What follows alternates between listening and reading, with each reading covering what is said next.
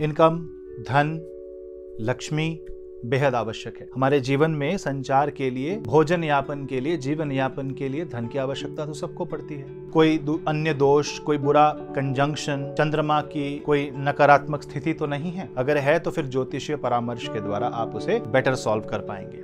तो आप देख रहे हैं कि आपके जो एकादश भाव में जो राशि उपस्थित है वो किस तरीके से आपके इनकम को कंट्रोल कर सकती है। और एकादश भाव लाभ स्थान।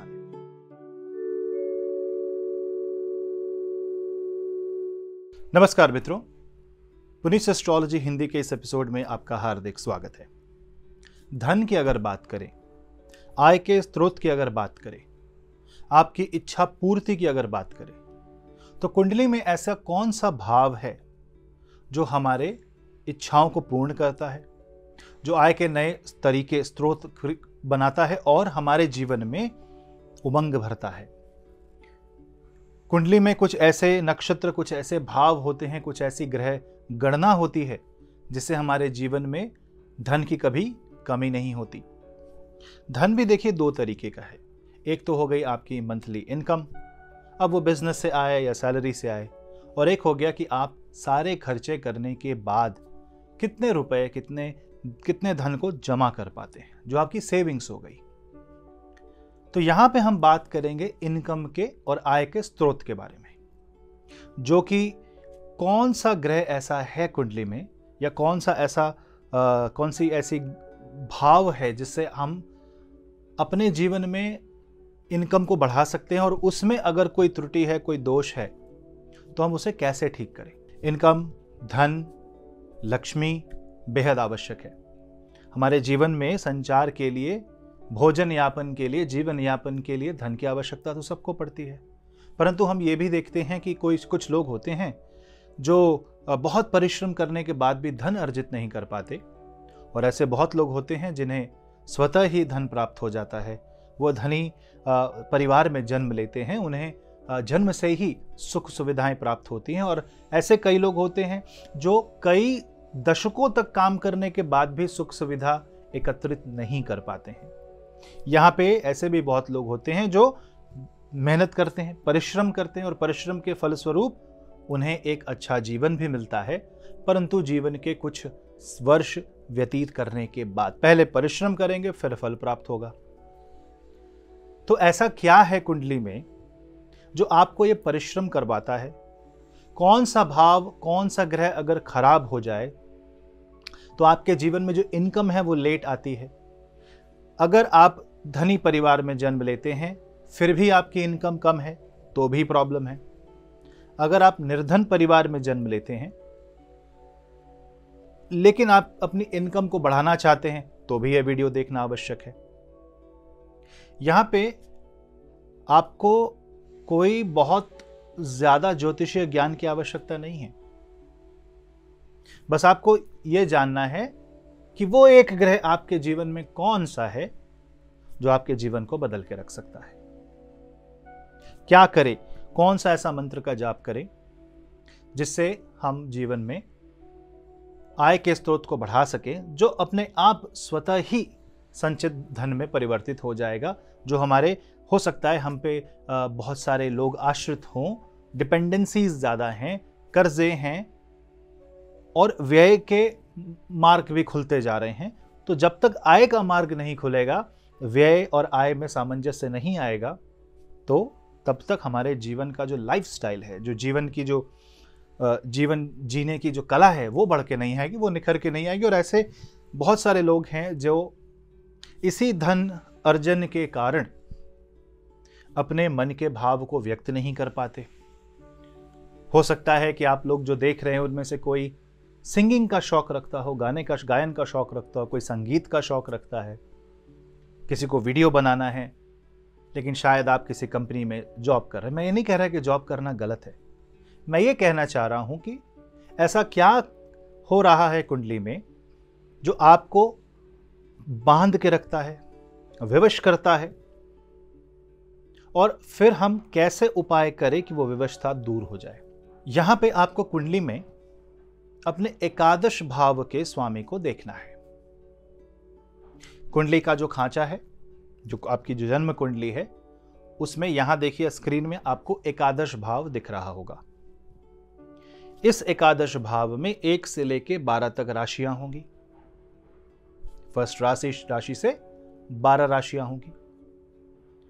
1 2 3 4 5 6 7 8 9 10 11 12 नंबर वहां पे लिखा होगा, चाहे हिंदी में लिखा हो, आपकी मातृभाषा में लिखा हो या अंग्रेजी में लिखा हो। किसी भी सॉफ्टवेयर से या आपके घर में अगर पत्रिका है उपलब्ध है तो आप ये देख सकते हैं। सॉफ्टवेयर में आप अपना डेट टाइम सिटी डाल दें, ऑनलाइन फ्री हॉरोस्कोप मिल जाते हैं, या आप किसी जानकार से ये पता लगा ले कि आपके एकादश भाव में कौन सी राशि है।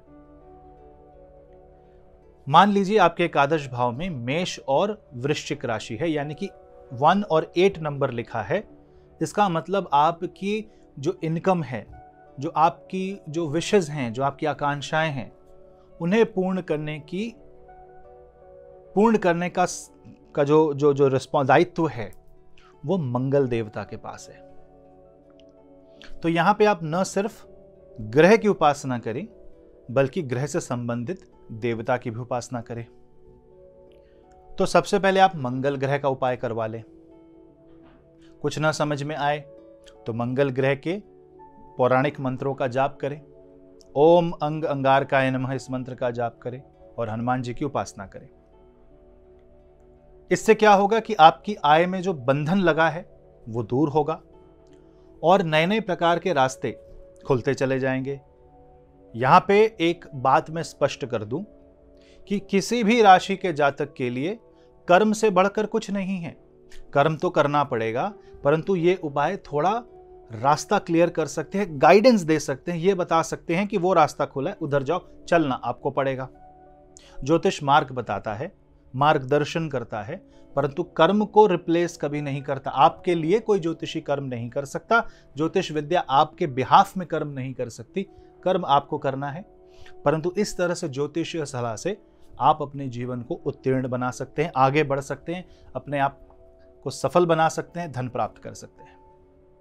चलिए, अगर आपकी एकादश भाव में 2 या 7 नंबर है, यानी कि आपकी वृषभ राशि या आपकी तुला राशि एकादश भाव में है, तो यहां पे शुक्र देव की उपासना करें। शुक्रवार को व्रत रख सकते हैं और साथ ही साथ महालक्ष्मी की उपासना करें, मां भगवती की उपासना करें। यहां साथ ही साथ आप ये देखें कि इस भाव में कोई पितृदोष, कोई अन्य दोष, कोई बुरा कंजंक्शन, चंद्रमा की कोई नकारात्मक स्थिति तो नहीं है। अगर है तो फिर ज्योतिषीय परामर्श के द्वारा आप उसे बेटर सॉल्व कर पाएंगे। अगर एकादश भाव में 3 और 6 है, यानी कि स्वामित्व यहां पे बुध का हो जाता है, तो बुध के लिए आप विष्णु सहस्त्र नाम का जाप करें, गणेश भगवान के मंदिर जाएं, बुधवार को गरीबों में भोजन दान करें और साथ ही साथ घर में आप बुध के बीज मंत्र या ओम गम गणपते नमः इस मंत्र का जाप करें। इसके साथ ही साथ अगर एकादश भाव में 10 या 11 है, इसका मतलब उसके स्वामी ग्रह शनि हैं, और शनि के स्वामी ग्रह होने के कारण शनिवार को शनि भगवान के सामने सरसों के तेल का दिया जलाना और भगवान को यह कहना कि आप परिश्रम करने के लिए रेडी हैं, बस आप मार्गदर्शन दिखाएं। ऐसा एक कहते हैं ना, एक अच्छा विद्यार्थी बन के अगर आप शनिदेव को बुलाएंगे, उनकी पूजा करेंगे, तो अवश्य आपके मार्ग से बाधा दूर होगी। हनुमान चालीसा शनिवार को पढ़ें, इससे भी बाधा कटेगी। अगर आपकी 9 या 12 राशि एकादश भाव में है, यानी एकादश भाव में 9 या 12 लिखा है, तो वहां पे आपकी इनकम के स्वामित्व ग्रह बृहस्पति हो जाते हैं। ये तो अत्यंत लाभकारी है। तो यहाँ पे माँ लक्ष्मी की उपासना, गुरुजनों की सेवा, यहाँ पे आप मंदिरों में सेवा प्रदान करें, बड़े बुजुर्गों का आशीर्वाद लें और अपने गुरुदेव से भी आशीर्वाद लें। कुलदेवी कुलदेवता का मंत्रों का जाप करें, गुरु मंत्रों का जाप करें। अन्यथा अब भगवान शिव महादेव की उपासना करें। ओम नमः शिवाय, इसका निरंतर पाठ करने से एकादश भाव से जुड़े जो भी नकारात्मक प्रभाव हैं वो धीरे धीरे कटने लग जाएंगे। हाँ, अन्य ग्रह भी हो सकते हैं, लेकिन प्रभु कृपा से बढ़कर कुछ नहीं है। और अगर आपकी कुंडली में एकादश भाव में 4 नंबर है, यानी आपके एकादश भाव के स्वामी चंद्रमा है, वहां पे आप चंद्र पूर्णिमा और अमावस्या के दिन आप भगवान शंकर के महामृत्युंजय मंत्र का जाप करें और चंद्र बीज मंत्रों का भी आप जाप कर सकते हैं। और अगर एकादश भाव में 5 नंबर है, माने सूर्य देवता आपके एकादश भाव के स्वामी हैं, तो यहाँ पे आप प्रातःकाल सूर्योदय के पहले उठें, सूर्य नमस्कार करें, सूर्य देवता को जल चढ़ाएं और रविवार को कोई अच्छे धार्मिक स्थल पर जाकर के आप मेडिटेट करें। सूर्य गायत्री मंत्र का जाप भी अति उत्तम रहेगा, नहीं तो नारायण का पाठ भी कर सकते हैं। तो आप देख रहे हैं कि आपके जो एकादश भाव में जो राशि उपस्थित है वो किस तरीके से आपके इनकम को कंट्रोल कर सकती है। और एकादश भाव लाभ स्थान है, वहां से आने वाला लाभ ही बाकी भावों में बंटता है और बाकी भावों को बैलेंस करता है। अगर लाभ ही आना बंद हो जाए तो धन कहाँ से आएगा, भोजन कहाँ से आएगा, कर्जे कैसे चुकेंगे और आरोग्यता कैसे आएगी, ये सब एकादश भाव में निहित है। तो अगर आपने एकादश भाव के स्वामी की कृपा पाई, उनकी सेवा की, उनके चरणों में आप अपने आप को समर्पित करेंगे तो निश्चित ही आपके जीवन में ज़्यादा अच्छी गाइडेंस मिलेगी और पॉसिबिलिटीज़, जो प्रोबेबिलिटी होती है लाइफ में, वो बढ़ जाती है। कर्म से, फिर कहूँगा, कर्म की रिप्लेसमेंट नहीं है। साक्षात भगवान कृष्ण ने, भगवान विष्णु ने हमें ये ज्ञात कराया कि कर्म सर्वाधिक बड़ा है। ज्ञान और कर्म को साथ लेके चलना होता है। तो ऐसा न समझें कि सिर्फ मंत्र जाप से काम हो जाएगा, नहीं। मंत्र जाप से रास्ते खुलते हैं, बुद्धि खुलती है, ईश्वर कृपा आती है। अब अपॉर्चुनिटी तो ईश्वर देंगे, करना हमें है। और इन्हीं ज्योतिषीय ज्ञान के कारण हमें यह पता चलता है कि कुंडली में ऐसे बहुत सारे छोटे छोटे लॉक लगे होते हैं जिसे हम बड़े आसानी से खोल सकते हैं। ज्यादा कॉम्प्लिकेशन की आवश्यकता नहीं है।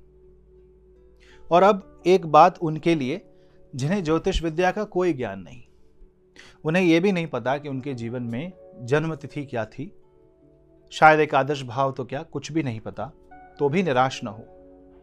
आप हर गुरुवार और शुक्रवार को भगवान विष्णु और मां लक्ष्मी की आराधना करें, हो सके तो डेली करें।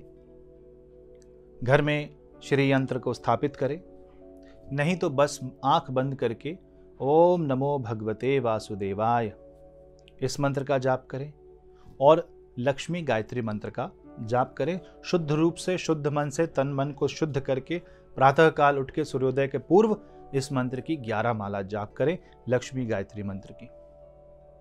इससे मां लक्ष्मी की कृपा होगी और जो भी कुंडली में, आपकी निजी कुंडली में तो कुंडली तो होगी, आपको टाइम नहीं पता पर कुंडली तो होगी, तो जो भी एकादश भाव के ग्रह होंगे उनकी कृपा अपने आप बनने लगेगी और रास्ते खुलते चले जाएंगे। आशा करता हूं इससे आपको कुछ ज्योतिषीय ज्ञान भी प्राप्त हुआ होगा और कुछ सहायता भी प्राप्त हुई होगी।